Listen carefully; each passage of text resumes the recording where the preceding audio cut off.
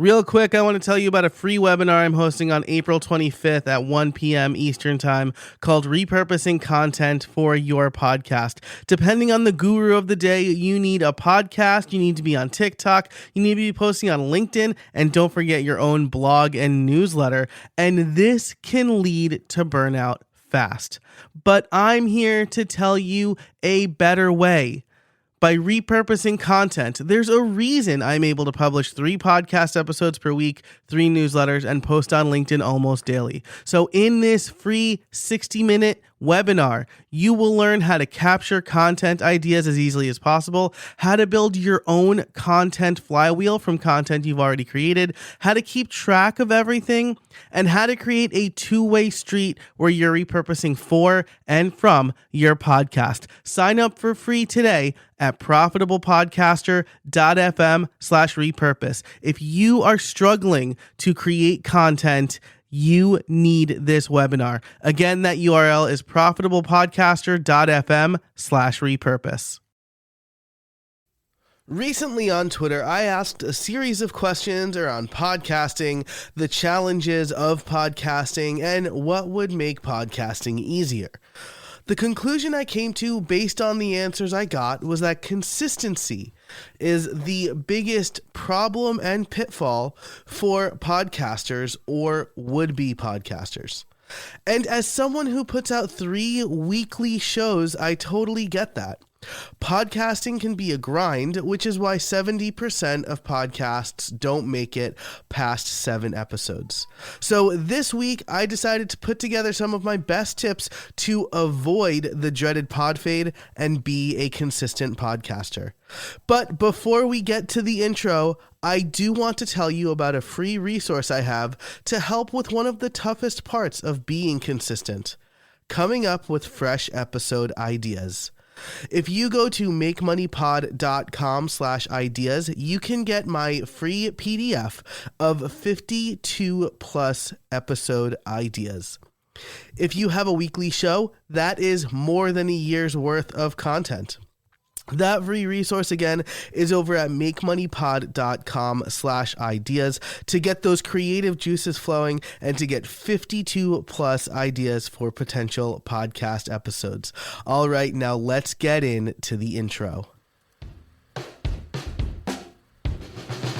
Welcome to Make Money Podcasting, the podcast that teaches you monetizing your show is no longer just about getting sponsors. On this show, you'll learn tried and true methods to increase your revenue and turn your podcast from a money pit into a money maker. Hi, I'm your host, Joe Casabona, and I've been able to make 6 figures with my podcast. I'll share everything I know with you here on Make Money Podcasting, presented by Nexus and Podcast Liftoff. All right, now let's get into those ideas for fighting the dreaded pod fade and for being a consistent podcaster. The first is to define your podcast, something that we talked about back in episode 1. Define your podcast. Define your purpose, your format, and even your schedule. Remember that you don't need to publish weekly to start off, and that you could always experiment. Your format is a great place to experiment. If you are doing an interview show but you can't line up a guest, try a solo episode or a news roundup. As a matter of fact, the idea that I had for this week was to look at a new set of data from Infinite Dial about podcast super listeners, but I know that soon they'll be releasing their full podcast statistic report in the state of podcasting. So I tabled that, but seek inspiration from other places, work on different formats. I think you should pick 2 or 3 formats that you think you'll be able to do well. Next up is batch your content. If you're pre-launch, which is the best time to batch your content, you should have 10 to 12 episodes ready for publish on the day you launch. This gives you 3 months or more, if you publish less than weekly, of lead time and saved up content, and so you can be ahead of your publishing schedule. You can also look at how current episodes are doing while you come up with the next batch of content. And if publishing 10 to 12 episodes or producing 10 to 12 episodes at a shot sounds daunting to you, remember to start slow and have shorter episodes focusing on what you know, or have focused episodes. Having a batch of easy episodes that are timeless means that you have some podcast savings, quote unquote, for when you don't have something to publish. When it's post-launch, after your show has gone live and your episodes are publishing, it's important to set time aside on your calendar dedicated to content if, like me, you're producing 4 to 5 pieces of content a week. That's podcast, YouTube video, blog post, etc. Even for news-based shows, you can get ahead by having a few timeless episodes. This is something I'm doing with my WordPress podcast, WP Review. I'm in the process of pre-recording more solo episodes to have them ready for all of my podcasts so that I have some margin. And even though WP Review sometimes covers news, I can have things like my top 10 plugins or how to evaluate hosting. These are things that are more timeless. Of course, it can be hard to get motivated to produce one piece of content, let alone multiple pieces of content in a single shot. And that's why idea capture is also really important. So my next piece of advice for you is to capture every idea you have. You can't create content if you don't know what to create.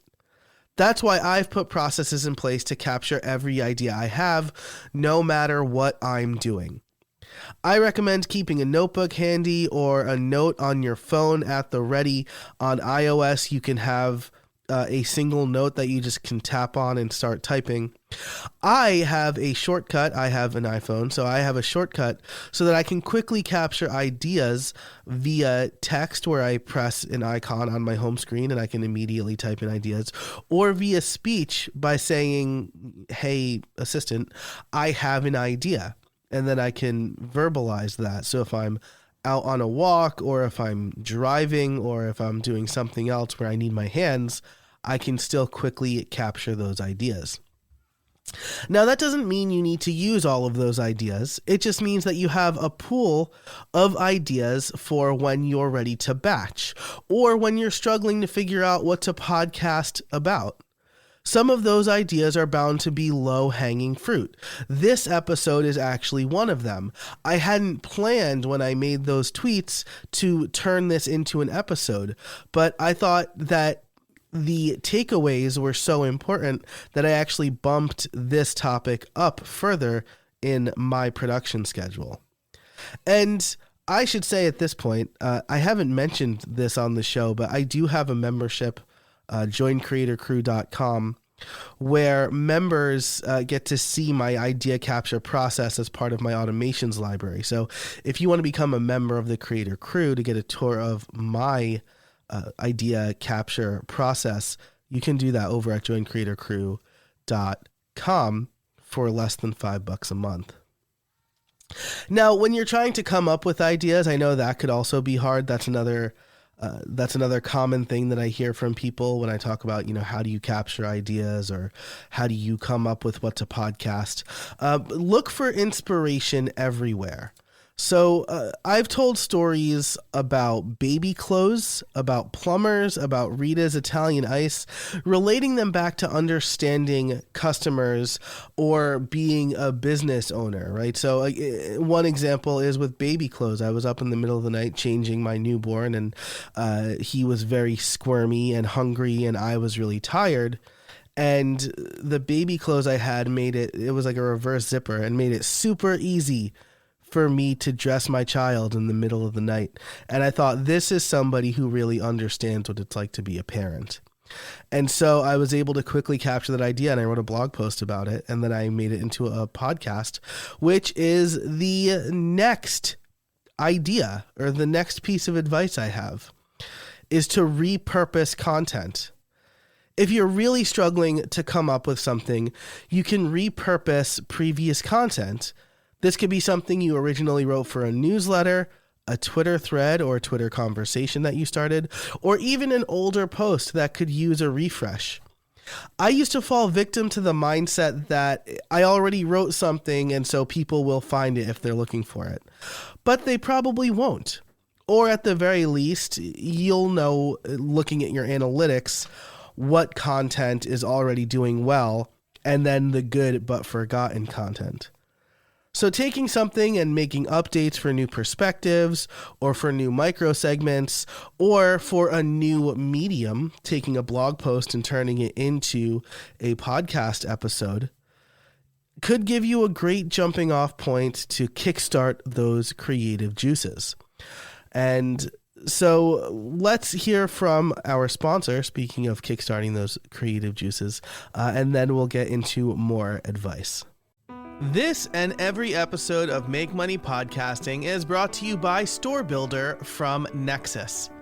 As a podcaster, you might be wondering, what's the best way for me to implement some of the things that we talk about on this show? How can I easily make money with my own website?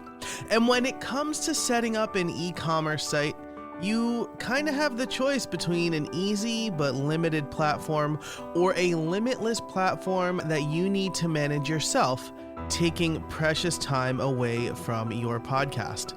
Until now, Store Builder is e-commerce made easy for everybody.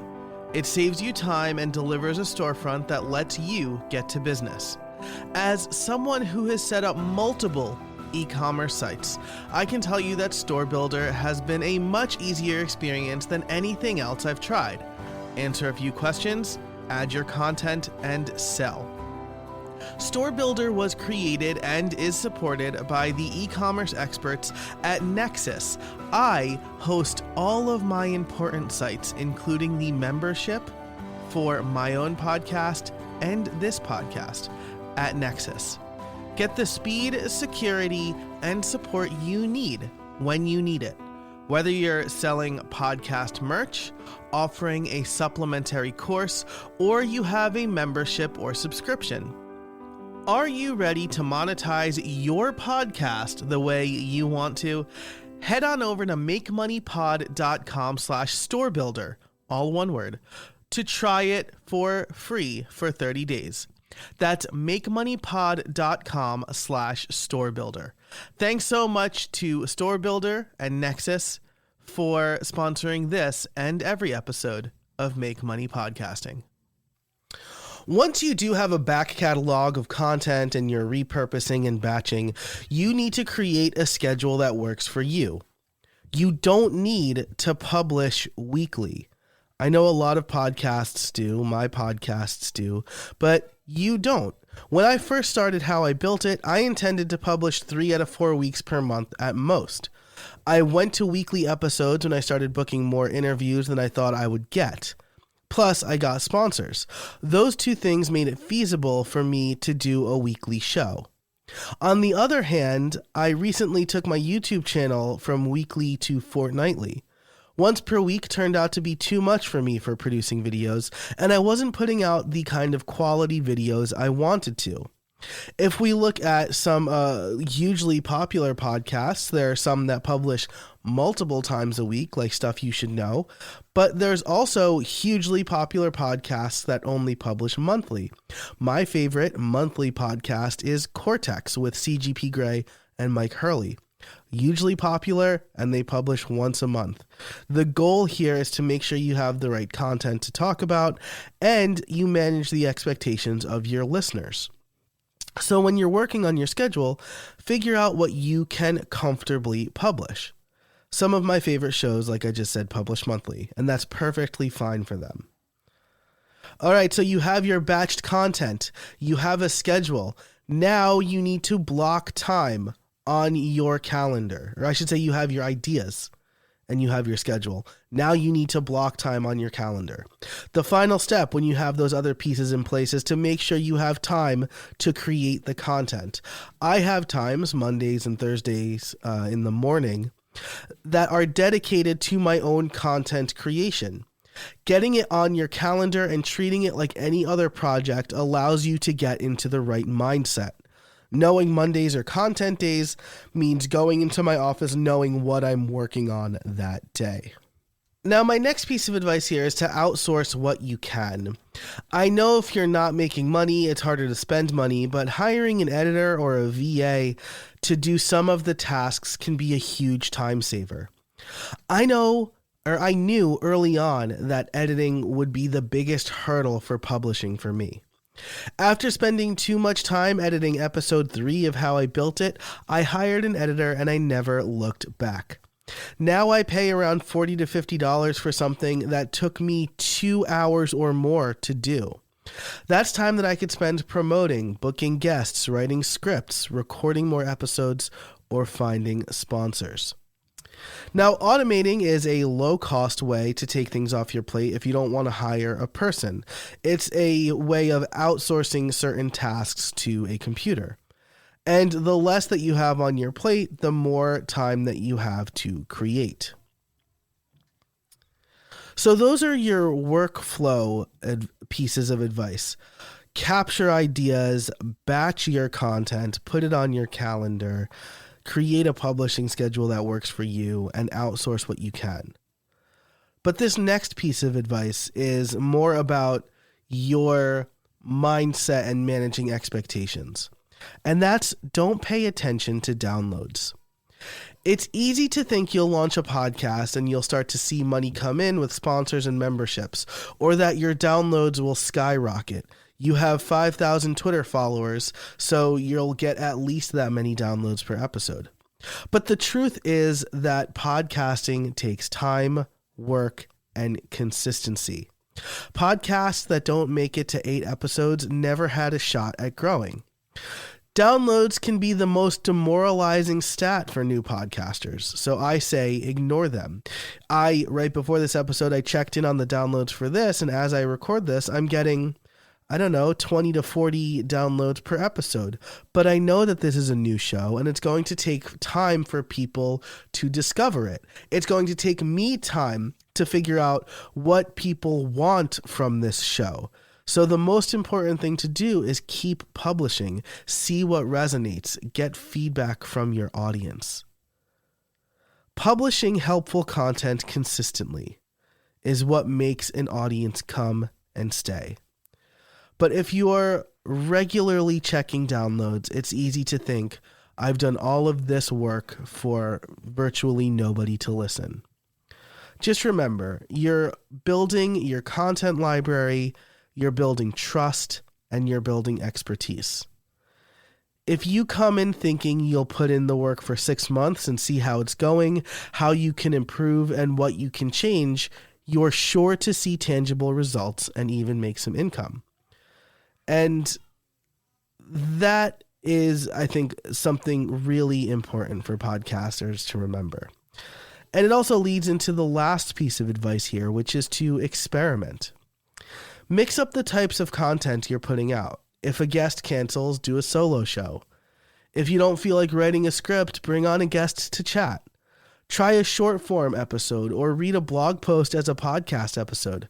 I did that a few weeks ago on How I Built It because I was sick and I didn't have an interview ready for that week. It was the only week in a 3-month span where I didn't have an episode ready to go. So I just read an older blog post. Especially early on, your show is your sandbox. So experimenting keeps the show fresh and the ideas flowing. Experiment and see what resonates. And remember that not every piece of content you create needs to be your magnum opus. As long as you share what you're doing and you offer one actionable tip or you share one good story with your audience, your content is a win. That's it for this episode. Thanks so much for listening to Make Money Podcasting, presented by Nexus and Podcast Liftoff. For all of the show notes and to get those free episode ideas, you can head over to makemoneypod.com/004. Thanks so much to our sponsor, Nexus. Until next time, I'm Joe Casabona, and I can't wait to see what you make.